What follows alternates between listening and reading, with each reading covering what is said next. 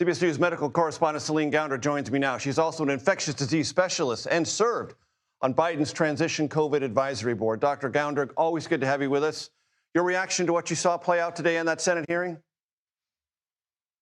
Yeah, a few different things. So one, the 80,000 animals that Senator Rand Paul just cited, actually, again, in his interview with you, that number is wrong in several different ways. So at the seafood wet market, the China CDC sampled over 450 specimens from 18 different species, but those species were not the species we think may actually have harbored SARS-CoV-2, the virus that causes COVID.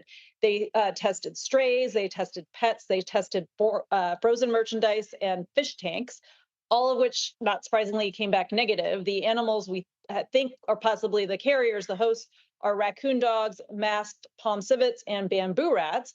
And in fact, there was DNA from those three mammals concentrated with SARS-CoV-2 positive samples.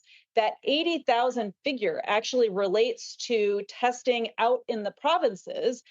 Those were mostly routine livestock surveillance, not specific to the Wuhan wet market. And then finally, the animals in that wet market were removed on January 1st of 2020 before sampling could even begin. So we never got samples of the real candidate hosts. And that, if anything, was the cover up here. And there are two issues. Where did it come from? And what, if any, relevance did any funding for a type of research, and gain of function has molecular and serial passage, have to do with it? And we don't have the answer to either of those all these years later.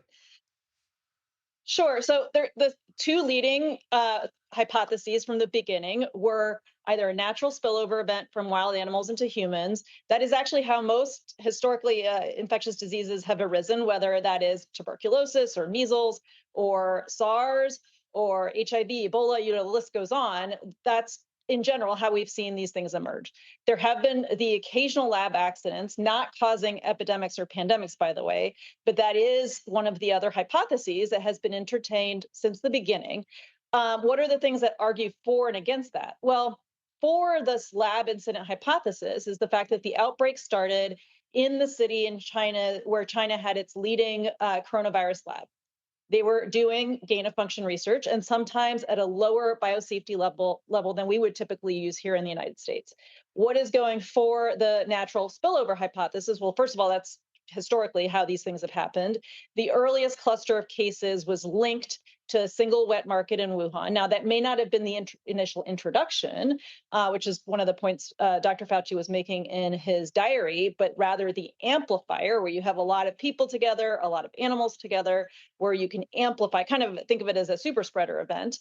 We also saw evidence of two separate introductions with slightly different variants of the virus weeks apart. And that would actually argue for a natural spillover, a lab accident, you see one event. And then the swabs, again, from the market that tested positive also carried DNA from mammals that are potential hosts for this. Dr. Céline Gounder, thank you for helping us roll up our sleeves for a full half hour on this very important topic. I appreciate it very much.